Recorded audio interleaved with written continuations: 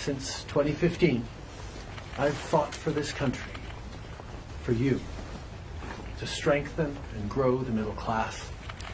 Why we rallied to support each other through the pandemic, to advance reconciliation, to defend free trade on this continent, to stand strong with Ukraine and our democracy, and to fight climate change and get our economy ready for the future. We are at a critical moment in the world. My friends, as you all know, I'm a fighter. Every bone in my body has always told me to fight because I care deeply about Canadians, I care deeply about this country, and I will always be motivated by what is in the best interest of Canadians. And the fact is, despite best efforts to work through it, Parliament has been paralyzed for months after what has been the longest session of a minority parliament in Canadian history.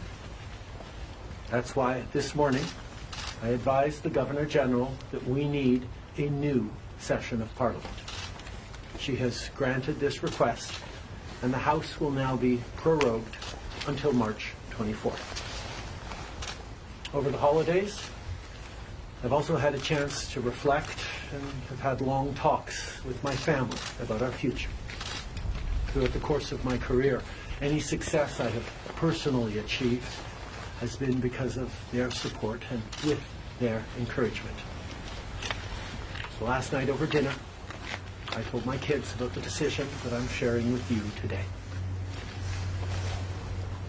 I intend to resign as party leader, as Prime Minister, after the party selects its next leader through a robust, nationwide, competitive process.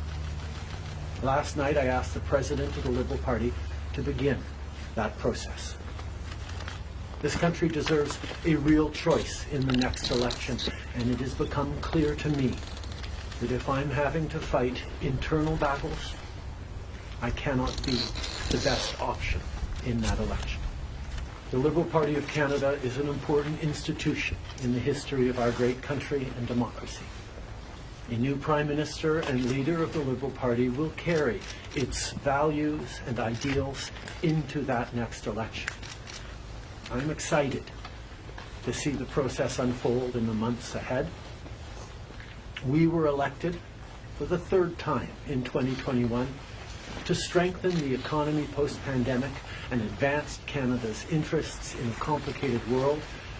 And that is exactly the job that I and we will continue to do for Canadians. As you all know, I am a fighter, and I am not someone who backs away from a fight, particularly when a fight is as important as this one is. But I have always been driven by my love for Canada, by my desire to serve Canadians, and by what is in the best interests of Canadians. And Canadians deserve a real choice in the next election. And it has become obvious to me with the internal battles that I cannot be the one to carry the Liberal standard into the next election. Up until 3 weeks ago, you were intending to stay, and it seems that the event 3 weeks ago of Ms. Freeland coming out and saying you were firing her as your finance minister was the catalyst that brought us here today. So can you explain your side of what happened there? Chrystia has been by my side for close to 10 years now. She has been an incredible political partner through just about everything we have done as a government and as a party over the past decade.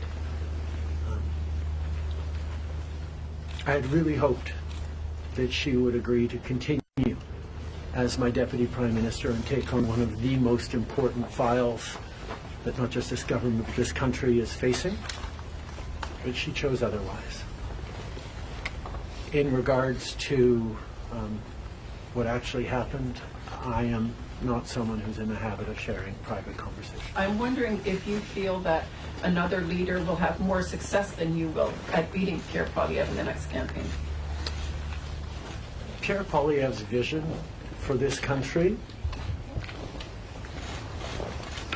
is not the right one for Canadians. Stopping the fight against climate change doesn't make sense. Backing off on the values and strength and diversity that Canada has always worked to pull itself together on is not the right path for the country. Attacking journalists, the CBC institutions, that's not what Canadians need in this moment. We need an ambitious, optimistic view of the future, and Pierre Poilievre is not offering that. And I look forward to the fight as progressives across this country stand up for the kind of vision for a better country that Canadians have always carried, despite the tremendous pressures around the world to think smaller, to veer towards the hard right, and to be less ambitious for what we can be and do as a country when the world really needs Canada.